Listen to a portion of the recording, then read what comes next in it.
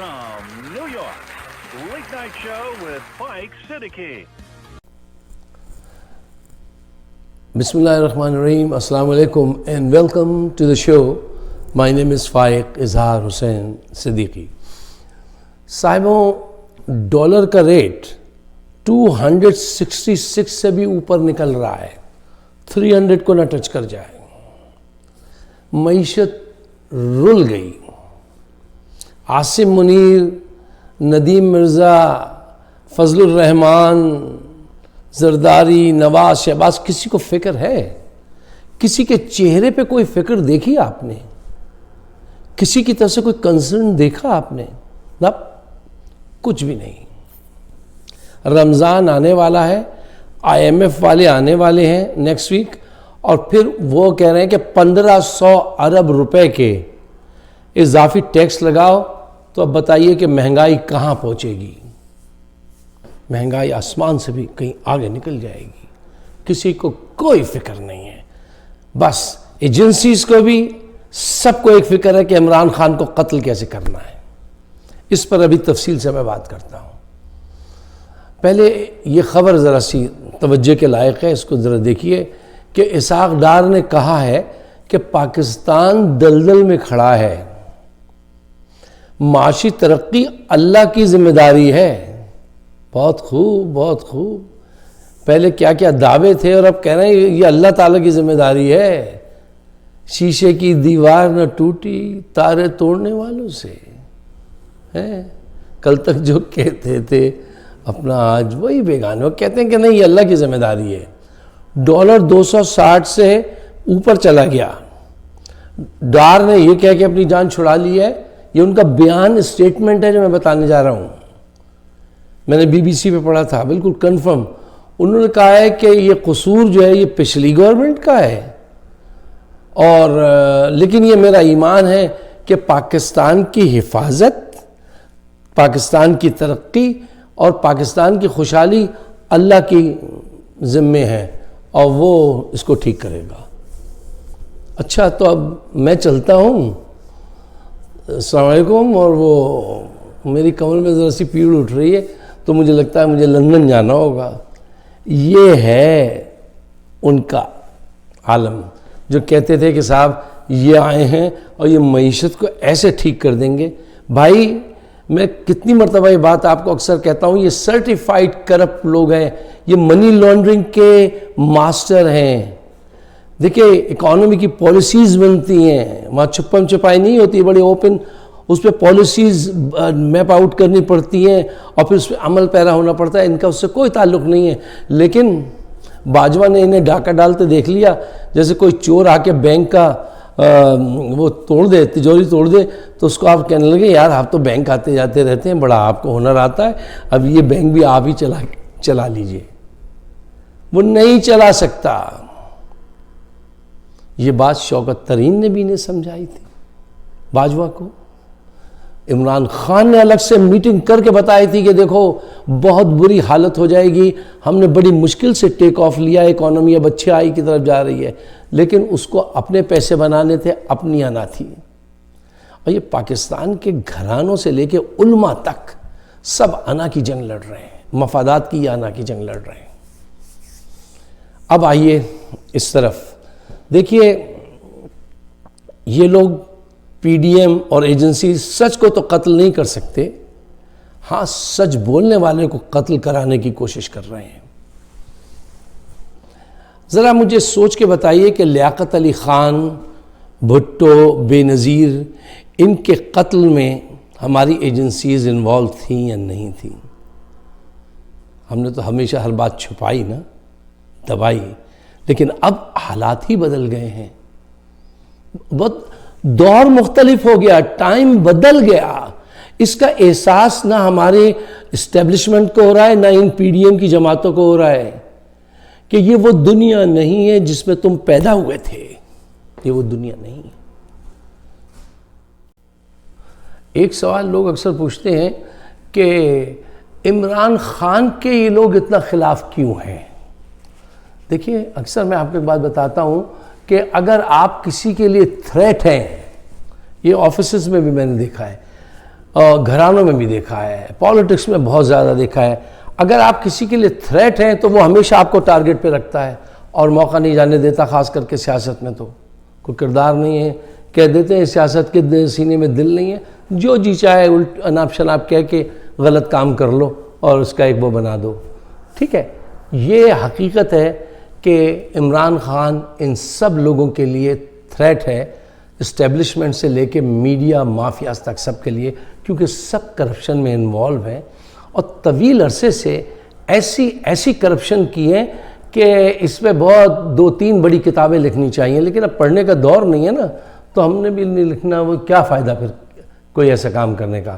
اچھا، اب ایک دوسری جو بات ہے وہ یہ ہے کہ دیکھیے مہنگائی بڑھے، غربت کا لوگ شکار ہو جائیں، اس سے نواز شریف، شہباز شریف، عاصم صاحب کو کسی کو کوئی فرق تو نہیں پڑتا. غریب پیسا جائے گا، اس کی ان کو پرواہ نہیں ہے، کرپشن جاری رہے گی. اور عمران کا مسئلہ یہ ہے کہ وہ کہتا ہے، سب سے زیادہ وہ جس بات پہ توجہ دیتا ہے وہ کہتا ہے کہ ملک کے اندر قانون غریب اور امیر کے لیے ایک ہو اور کرپشن کو روکو. کیوں؟ کرپشن جو ہے وہ ہی غربت کا باعث بنتی ہے، کرپشن ہی پھر جرائم کو جنم دیتی ہے، اور یہ جو پورے ملک میں انارکی پھیلتی ہے یہ غربت اور کرپشن کی وجہ سے ہوتی ہے. وہ اس کے لیے سنسیئرلی کام کرتا ہے. اب جب سنسیئرلی کام کرنے آیا ہے تو یہ سب جو ہے نا تیار ہو گئے کہ ہم اس کو قتل کرا دیتے ہیں. ابھی وہ ایک قاتلانہ حملے سے بچے ہیں جو آپ نے دیکھی تھی، جس پہ رانا ثناء اللہ کہہ رہے تھے نہیں کوئی گولی لگی نہیں، وجی نہیں کوئی گولی، وجی نہیں جناب والی ایمین گلا کردہ پھر دے. ایسی بات نہیں ہے. لوگوں نے جب جا کے دیکھا ہے تو دیکھا کتنی گہری وہ گئیں اندر تک گولیاں. لیکن بہرحال یہ ایسے اس دماغ کے لوگ، ان سے آپ کیا کہیں گے. اچھا، اب جو بات ہے وہ بہت خطرناک ہے. دیکھیے اس وقت آصف زرداری ایجنسیز کے ساتھ مل کر کام کر رہے ہیں تو بہت ان کا دل چوڑا ہے. ٹھیک ہے، کیونکہ وہ ان کے سہولت کار ہیں. پاکستان میں لوگ ایجنسیز کو یہ کہہ کے آپ تک پیغام پہنچتے سہولت کار. ارے لوگوں کی پاس اتنا ٹائم نہیں ہے کہ وہ بیچارے یہ پوچھتے پھریں بھائی فائق صاحب یہ بتائیے یہ سہولت کار کون ہوتا ہے. تو یہ باتیں میں سارا نام لے دیا کیجئے، اور فوج کو مت کہا کیجئے پوری. ابھی بھی میں کہتا ہوں نہیں، صرف جو ذمہ دار ہے اس کا نام لیں، پوری فوج کو بدنام مت کیجئے. اچھا آگے بڑھیے. دیکھیے آصف زرداری نے ٹی ٹی پی کو رقم ڈیلیور کروا دی ہے، ملینز میں رقم ڈیلیور ہو چکی ہے. اب ان کے پاس بہت ساری چوائسز ہیں. دیکھیے وہ کیا کرتے ہیں. وہ چاہیں تو کسی جلسے میں جا کے اسٹیج کے نیچے بم پھاڑ دیں، وہ چاہیں تو کسی سنائپر کو بھیجیں کہیں گزرتے ہوئے مار دیں، یا گرفتار کر کے جب لے کے جائیں تو لے جا کے اس میں کوئی زہر ملا کے دے دیں. تو یہ سارے کام ان کے ذمے ہیں اور وہ اس کام کے بڑے پختہ ہیں، بم پھاڑنے کے ان تمام کاموں کے. تو بہت چانسز تو ہیں کہ وہ اپنا ٹارگٹ حاصل کر سکیں. لیکن ایک بات یاد رکھیے گا، جان لینے سے جان بچانے والا بہت عظیم تر ہے، وہی بس ہے عظیم تر، اور باقی کچھ نہیں ہے. ان کو سب کو پتہ چل جائے گا. یہ ہمارے کیوبا پڑوسی کا ملک ہے، فیڈرل کاسٹرو کو ختم کرنے کے لیے امریکن سی آئی نے کتنے اٹیمپٹ کیے تھے. یہ جا کے آپ گوگل کیجئے، آپ حیران رہ جائیں گے. آپ حیران رہ جائیں گے. نہیں ہو سکا. ایک دفعہ اس کے سگار میں کچھ ملایا گیا، ایک دفعہ وہ اسکوبا ڈرائیونگ کرتا ہے، پانی میں نیچے تک جاتا ہے، وہاں ایک وہ رکھا شیل بنا کے اس میں وہ تھا. پھر ایک دفعہ اس کے سوٹ میں کچھ وہ کیا، ساری حرکتیں وہ نہیں مرا. رب نے اس کو ایسے نہیں مارنا تھا. خالد بن ولید ساری زندگی تمنا کرتے رہے کہ میدان جنگ میں ان کے موت آ جائے، شہادت مل جائے. ان کے جسم کا کوئی حصہ ایسا نہیں تھا جہاں پہ تلوار کا نشان نہ ہو. لیکن نہیں، رب نے یہ نہیں لکھا تھا، میدان جنگ نہیں لکھی تھی، وہاں موت نہیں آئی. تو موت تو اس کے حکم سے آئے گی جب آئے گی، لیکن میری آپ کی جو ذمہ داری ہے اسے ہمیں ضرور پورا کرنا. دیکھیے پی ڈی ایم اور اسٹیبلشمنٹ سب نے یہ طے کر لیا ہے کہ ہم نے اس کی کریکٹر اسیسینیشن کرا کے دیکھ لی، کوئی فرق نہیں پڑا اس کی شہرت پہ، یہ ویسے ہی مضبوط ہے. سب کچھ کر کے دیکھ لیا، اس کی پارٹی ٹوٹ نہیں رہی ہے. اس کا ایک ہی سلوشن ہے, وہ یہ ہے کہ اس کو قتل کرا دیا جائے, ایلیمنیٹ کیا جائے اسے. اب وہ یہ بھی حساب لگا کے بیٹھے ہیں کہ جب اس کو ہم قتل کرائیں گے تو بہت بڑے پیمانے پر عوام کا ری ایکشن سامنے آئے گا, اور وہ ایک دن نہیں مہینوں تک جاری رہے گا.